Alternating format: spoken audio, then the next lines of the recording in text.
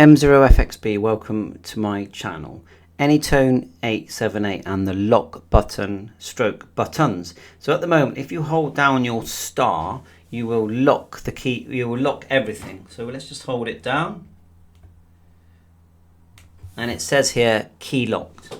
The only way to unlock it is to press the menu button, the green button, and then hold down the star and it unlocks.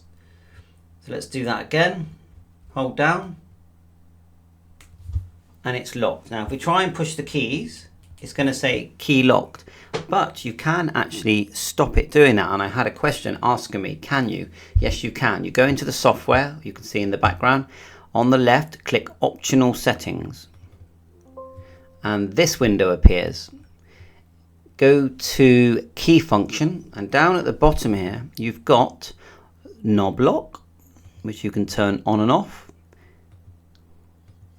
keyboard lock, side lock, forced lock key, and you've got at the very top you've got this manual and auto key lock. You've also got a lot of other settings here for programming the buttons on your radio, P1, P2, P3, long and short. So quite, the functionality is amazing. But now watch what happens. We're going to send this to the radio. We're going to tell it not to lock the keys, okay? So we're going to, let's just click off on all of this, off, and write that to our radio. We'll click OK, write to radio. Quite quick, so it's not sending the digital contacts. Just make sure the top box is unticked. When I'll do that again, program, write to radio, and just make sure that when you do it, click OK, and you don't tick where it says digital contact list. Okay, click OK.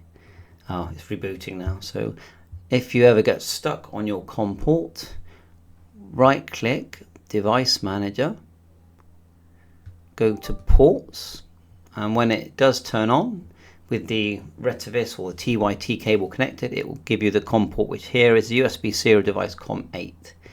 You just go set COM8 and it will now write to the radio. Let's just check we've still got those settings in. Yeah, SMS format, wrong one, key function. So they're all off, yeah. Click OK and we'll write again. Write to radio, click OK. Okay, it's quite fast anyway. So now look what happens when we click the lock button on the radio. Let it boot up. You'll see when I do that it still does say key locked and unlocked. But there's a difference, and that is that it allows you to either use the buttons on the radio, on the side of the radio, the keypad and everything else, the turning knobs on top. So let's just do that.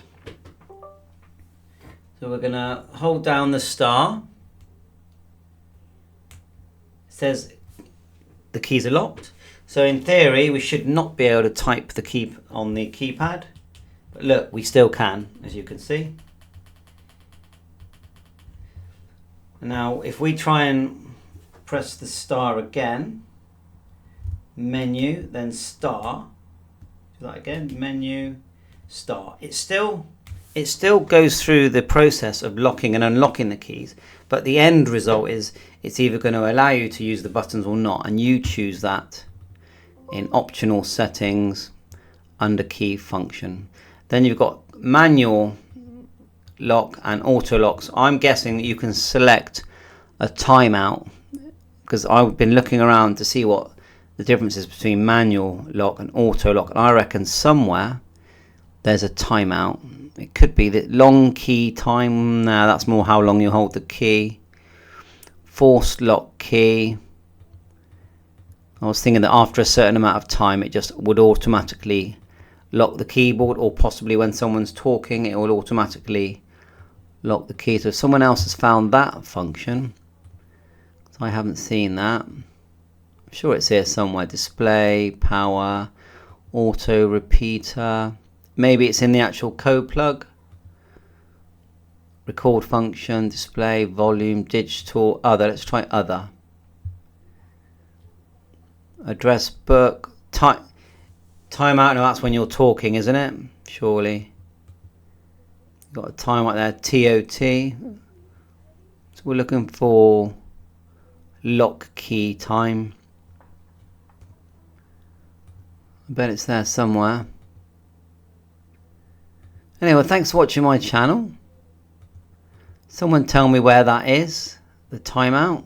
Bye for now, 7-3.